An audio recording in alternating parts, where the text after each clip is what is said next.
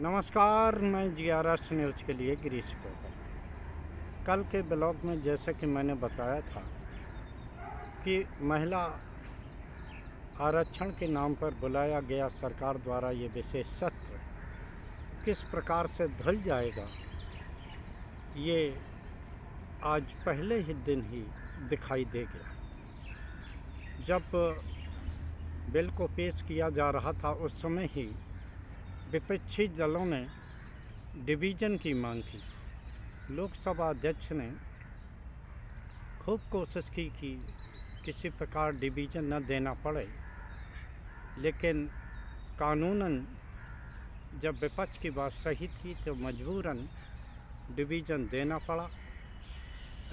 और मतदान में ये बात स्पष्ट हो गई कि सरकार जो बिल परसीमन के लिए लाई है, परसीमन में संशोधन के लिए लाई है, उसका पास होना मुश्किल है, क्योंकि सरकार के पक्ष में सिर्फ 251 वोट पड़े और विपक्ष में 185 वोट।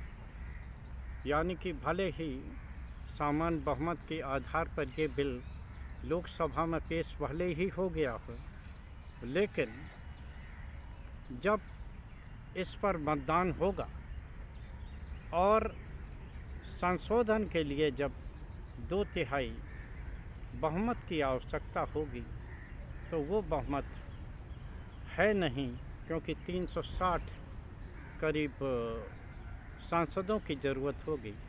और जिस प्रकार से 251 पर ही सत्ताधारी दल फंसता हुआ दिखाई दिया, वो ये दर्शाने को काफ़ी है कि ये 3 दिनों का ये सत्र भले ही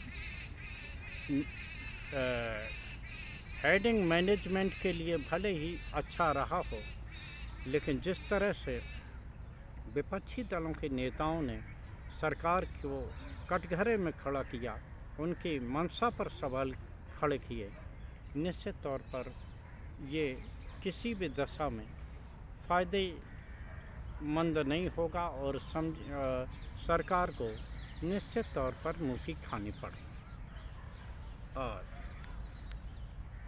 अभी बंगाल से भी एक कल खुशनुमा तस्वीर सामने आई, और बंगाल में भी जो 27 लाख मतदाता बाहर हो रहे थे, सुप्रीम कोर्ट ने उन्हें थोड़ी सी राहत दे दी।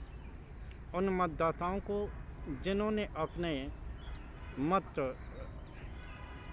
मतदाता सूची से गायब होने के बाद जिन्होंने अधिकारियों के पास अपील की है, निश्चित तौर पर उन्हें राहत मिलने जा रही है। और इस राहत के सहारे ऐसा लगता है कि वो मतदाता जिन्होंने वर्षों वर्ष बंगाल के विभिन्न चुनावों में भाग लिया और SIR प्रक्रिया के दौरान चुनाव आयोग के अधिकारियों द्वारा की गई थोड़ी सी गलती के कारण जो मतदाता बाहर थे, संभवतः वो अब अपना मत दे सकेंगे। देखना ये है कि आखिर सरकार या चुनाव आयोग इस बारे में क्या कदम उठाता है। पहले बात तो महिला आरक्षण पर ही हो गई, क्योंकि ये मुख्य खबर थी। और अदबी चुनाव में जिस प्रकार सरकार इस विशेष सत्र को लेकर आई, सबसे ज़्यादा विपक्षियों ने इसी मुद्दे पर सरकार को घेरा और इस पर सवाल खड़े किए कि आखिर इसको लेकर सर्वदलीय बैठक क्यों नहीं बुलाई, और सरकार द्वारा जो मसौदा था विशेष सत्र का, वो भी देर से जारी क्यों किया गया। सरकार के पास निश्चित तौर पर इस बात का कोई जवाब नहीं था। और वो देश के प्रधानमंत्री मोदी, जो कि विपक्षी दलों का मजाक उड़ाते हुए दिखते हैं और सदन में उनका एक बोलने का विशेष ढंग होता है, लेकिन 2024 के चुनाव परिणामों ने सरकार को, मोदी सरकार के दबदबे को किस प्रकार कम किया है, ये भी कल स्पष्ट तौर पर सदन में दिख गया। क्योंकि सदन में जिस तरह से उन्होंने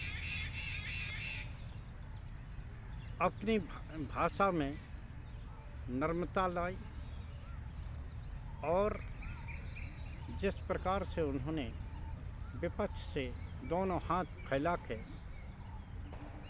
समर्थन मांगा, निश्चित तौर पर यह दर्शाने को काफ़ी है कि 2024 के बाद मोदी और सरकार किस प्रकार से कमज़ोर है। निश्चित तौर पर ये 3 दिनों का विशेष सत्र जिसमें कि लोगों को बहस करने का मौका मिलेगा, लेकिन ये बिल किसी भी दशा में पारित होने वाला नहीं है, ऐसा मुझे लगता है। क्योंकि अमित शाह ने भी एक बिल को पेश किया था, कानून मंत्री अर्जुन राम मेघवाल ने एक बिल को पेश किया। इस प्रकार 2-3 बिल सदन में रखे गए जिससे कि महिला आरक्षण के नाम पर परसीमन और सीटों के आरक्षण का काम भी आसानी से किया जा सके। लेकिन जिस प्रकार से विपक्षी दलों ने रणनीति के तहत माकूल जवाब दिया, जिस प्रकार से सरकार के सहयोगी भी सरकार से छिटकते दिखे। आप सभी लोगों ने देखा होगा कि सरकार के सामने 293 लोगों का बहुमत है, लेकिन 251 लोगों ने ही सरकार के इस मसौदे के पक्ष में मतदान किया। जब डिवीज़न का पर मतदान हुआ, निश्चित तौर पर यह दर्शाता है कि सरकार की मंशा से सरकार को सहयोग करने वाली पार्टियां भी खुश हैं। जिस प्रकार से उत्तर दक्षिण के मध्य भेदभाव करके सरकार परसीमन के सहारे सीटों की संख्या को बढ़ाना चाहती है, निश्चित तौर पर दक्षिण भारत के राज्य इस बारे में एकजुट हुए हैं और सदन में किस प्रकार का विरोध करते दिखेंगे, ये बात किसी से छिपी नहीं। पश्चिम बंगाल में भी ममता सरकार को कुछ सुप्रीम कोर्ट के इस आदेश से राहत मिलने वाली है, जिसके तहत अपील करने वाले लोगों को मतदान का मौका दिया जाएगा। निश्चित तौर पर आप तय मान लीजिए कि अब इस को लेकर ममता को थोड़ी न थोड़ी राहत मिलेगी और चुनाव आयोग और सरकार को झटका लगना तय है। आज के ब्लॉग में बस इतना ही। जय हिंद, जय भारत। कल फिर किसी नए मुद्दे पर आपके साथ जुड़ने की कोशिश करूंगा। आप लोगों से निवेदन है कि आप हमारे इस चैनल को सब्सक्राइब करें, हमारे कंटेंट पर कमेंट करके कृपया हमें सहयोग दें, मजबूती करें और दुलार देके ये जताने की कोशिश करें कि आप सच्ची पत्रकारिता के साथ हैं। आज के ब्लॉग में बस इतना ही। जय हिंद, जय भारत।